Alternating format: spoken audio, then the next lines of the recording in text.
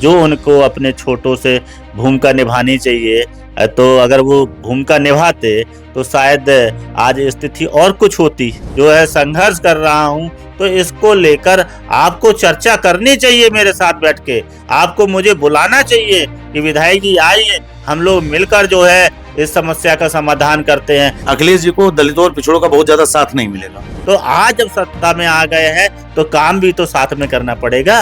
जब आंदोलन साथ में किए हैं, संघर्ष साथ में किया है, तो आज अगर कामों में कमी हो रही है तो उन कामों को पूर्ण करने के लिए भी तो आराम से बुलाया जा सकता है। आपके पास पहले मजबूत आंकड़े होने चाहिए कि आजादी के बाद से पिछड़े दलित समाज के लोगों में से किन किन जातियों को अभी तक लाभ नहीं मिल पाया, कौन कौन से समाज आज वंचित हैं। देखिए, जब तक मेरी नजर में, क्योंकि मैं भी पिछड़े समाज से आता हूँ, जब तक मेरी नजर में जब तक आंकड़े सही नहीं हो कि आजादी से लेके अब तक पिछड़े समाज के किस किस जाति के लोगों को क्या क्या मिला है और क्या नहीं मिला है। तुम्हारी फाइलों में गांव का मौसम गुलाबी है, मगर ये आंकड़े झूठे हैं, ये दावा किताबी है।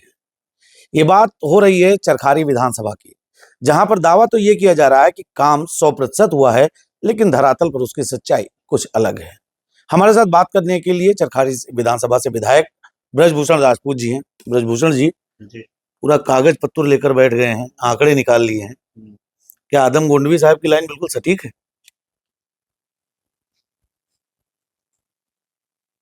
ये तो अब सब लोग देख सकते हैं। क्या कुछ कमी नजर आ रही है आंकड़ों में? क्या कमी नजर आ रही है? आंकड़े प्रदेश के प्रत्येक व्यक्ति को दिख रहे हैं। हकीकत, जो हकीकत है वो प्रदेश के प्रत्येक व्यक्ति को दिखाई दे रहा है, सबको दिखाई दे रहा है। आप लोगों को दिखाई दे रहा है हकीकत क्या है। बिल्कुल। आप लोगों ने हकीकत को दिखाया भी है और बहुत अच्छे तरीके से उत्तर प्रदेश की मीडिया ने अपनी भूमिका को निभाया, सत्य को सामने लाया, सत्य को पूरी ताकत के साथ में दिखाया कि सरकारी आंकड़े और जमीनी हकीकत में कितना अंतर है। उत्तर प्रदेश की मीडिया ने पूरी ताकत से दिखाया। मैंने जो कहा वो कितना सत्य है, कितना असत्य है, इस बात को आप लोगों ने विगत के दिनों में बहुत अच्छे तरीके से दिखाया है।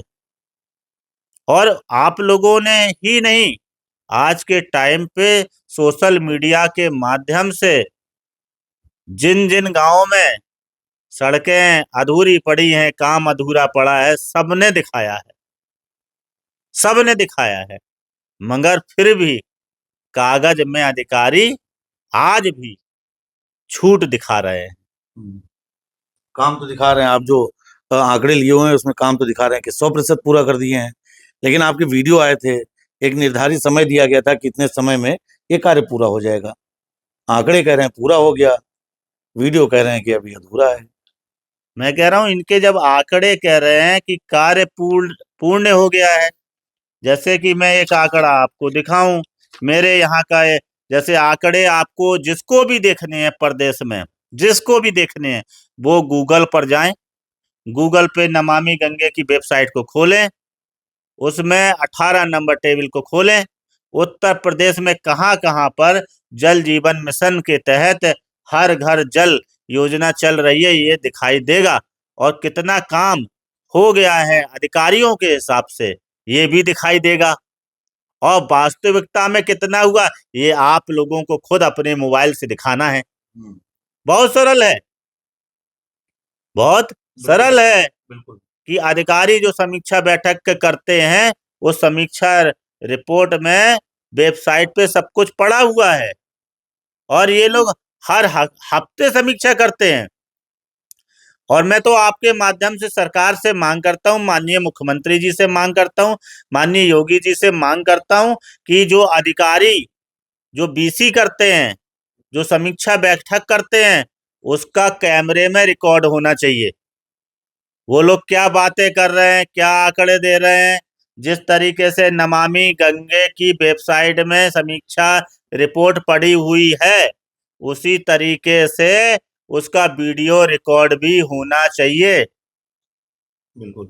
वीडियो रिकॉर्ड भी होना चाहिए। और जिस तरीके से उन्होंने कागज में लिखित रूप से आंकड़े डाले हैं, उसी तरीके से गांव के वीडियो भी बनाकर लाकर क्यों नहीं डाल रहे हैं, जिससे कि देखा जा सके किस गांव में कितना काम हुआ है, कैसा काम हुआ है। ट्रांसपेरेंसी नहीं है। ट्रांसपेरेंटी लाइए। ट्रांसपेरेंटी जितनी ज्यादा से ज्यादा अच्छी से अच्छी आएगी उतना ज्यादा अच्छा होगा। अब आप जो कह रहे हैं, जैसे कि ये मैं महोबा का बताऊं, ये इन्होंने दिया 427 गांव में काम चल रहा है। इनके हिसाब से 421 गांव में काम पूर्ण हो चुका है। 100% काम 421 गांव में ये दिखा रहे हैं। ये आंकड़ा है, देखिए ना।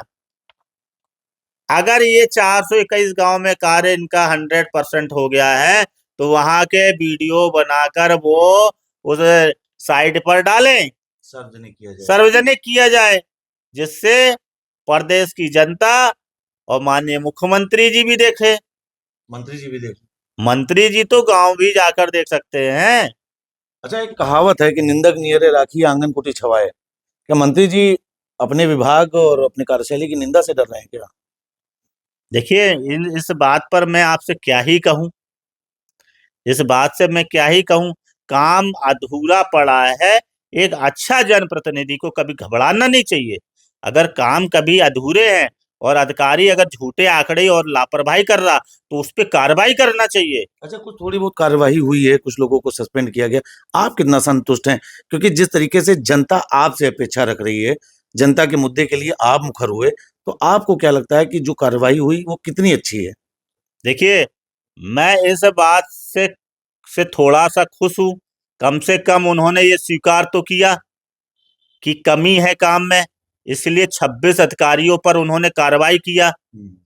मगर अभी उन्होंने बुंदेलखंड के अधिकारियों के ऊपर कार्रवाई नहीं की है, जहां का मेन मामला, जहां से मामले को उठाया गया है, जहां से स्वयं मंत्री जी आते हैं। माने वहां से कैबिनेट मंत्री भी आते हैं और राज्य मंत्री भी आते हैं। कैबिनेट मंत्री माननीय स्वतंत्र देव जी जनपद जालौन से, और माननीय राज्य मंत्री रामकेश जी बांदा तिनवारी से विधायक हैं। तो दो दो मंत्री जिस बुंदेलखंड से एक ही विभाग के हों, और उसी विभाग का कार्य अगर उसी बुंदेलखंड में अधूरा पड़ा हो, तो चिंता करने की बात है कि नहीं है? बिल्कुल। तो मंत्री जी को जब वो बुंदेलखंड में इतना आते हैं, अगर आते हैं तो देखना चाहिए। अगर आते हैं तो देखना चाहिए, क्योंकि बुंदेलखंड से राजनीति करते हैं। और बुंदेलखंड में उन्होंने 9 सालों में बुंदेलखंड को क्या क्या दिया है, ये भी सोचने वाली बात है। अपने विभाग का कितना काम हुआ, इसके साथ साथ में और भी विभागों के माध्यम से बुंदेलखंड को उन्होंने 9 सालों में क्या क्या दिया। तो ब्रजभूषण जी, राजनीति में कहते हैं कि तमाम जो मन में विद्वेष होते हैं, तमाम जो बातें होती हैं या विभागीय जो परियोजनाएं, उनकी चर्चा बंद कमरे में निपटा ली जाती हैं। कई बार ऐसी चर्चाएं होती हैं। क्या आप लोगों की कोई ऐसी मीटिंग हुई, टेलीफोनिक चर्चा हुई, आपकी उनसे या उनकी आपसे, या कोई ऐसा जवाब आया जिससे आप संतुष्ट दिख रहे हो, या कुछ हुआ, कुछ ऐसा हुआ? अगर ऐसा कुछ हुआ होता तो आप मुझसे बात कर पा रहे होते क्या? ऐसा कुछ हुआ होता, अगर ऐसा उन्होंने क्या किया होता, एक बड़े होने के नाते, बड़े भाई भी होने के बात में, नेता, बड़े नेता होने के नाते, जो उनको अपने छोटों से भूमिका निभानी चाहिए, तो अगर वो भूमिका निभाते तो शायद आज स्थिति और कुछ होती। दर्द है इसका आपको? मुझे देखिए, राजनीति में मेरा अपना जो मानना है कि जो अगर जन समस्याओं को लेकर हम लोग जो है राजनीति में हैं, देश के लिए काम कर रहे हैं, गरीब किसान मजदूर के लिए काम कर रहे हैं, हम लोग व्यक्तिगत अपने लिए तो काम नहीं कर रहे हैं। और जो मैं बात भी कर रहा हूँ, जो मेरा विषय है, जो जिस मुद्दे पे मैं कर रहा हूँ, ये मैं अपने लिए तो नहीं कर रहा हूँ। मैं अपने लिए तो कुछ नहीं मांग रहा हूँ। मैं अपने लिए कुछ मांग रहा होता तो भाई मंत्री जी तुम नाराज हो जाते। मगर मैं अगर जन समस्या उठा रहा हूँ, आपको आपके विभाग की कमी बता रहा हूँ, जिससे आम जनमानस में नाराजगी है, जनता की तकलीफ बता रहा हूँ, उस जनता की तकलीफ को दूर करने के लिए मैं आपसे जो है संघर्ष कर रहा हूँ, तो इसको लेकर आपको चर्चा करनी चाहिए मेरे साथ बैठ के।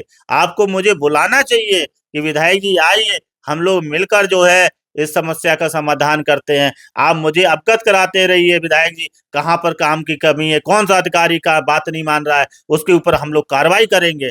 ऐसा नेतृत्व होना चाहिए, ऐसा नेता होना चाहिए, ऐसा मंत्री होना चाहिए जो अपने विधायक को, अपने पार्टी के पदाधिकारियों को बुला के पूछे कि आओ कहाँ पर कमी है, हम उस अधिकारी के ऊपर कार्रवाई करते हैं, उसको ठीक करते हैं। हैं? हम लोग इसीलिए तो राजनीति में आए हैं ना। तो ये अगर हमको वो अपना मानते हैं, हम लोग एक साथ जो है संघर्ष करके आगे सत्ता में आए हैं, तो आज जब सत्ता में आ गए हैं तो काम भी तो साथ में करना पड़ेगा।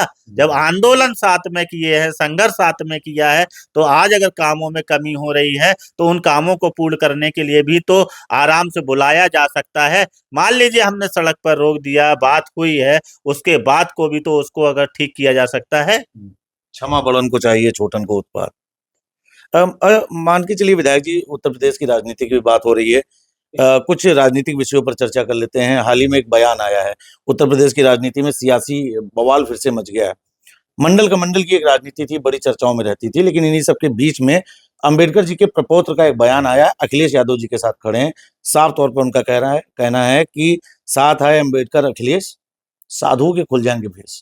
एक तरफ मंडल, एक तरफ कमंडल, एक तरफ हिंदुत्ववादी राजनीति, एक तरफ पिछड़ों को न्याय का। ऐसे समय में इस तरीके का बयान आना, क्या एक बार फिर उत्तर प्रदेश में कुछ ऐसी चीजें देखने को मिलेंगी जो एक एजेंडा या एक नैरेटिव सेट करेंगी? देखिए, मैं इस तरीके की राजनीति पे भरोसा नहीं करता। मेरा अपना अलग राजनीतिक नजरिया है।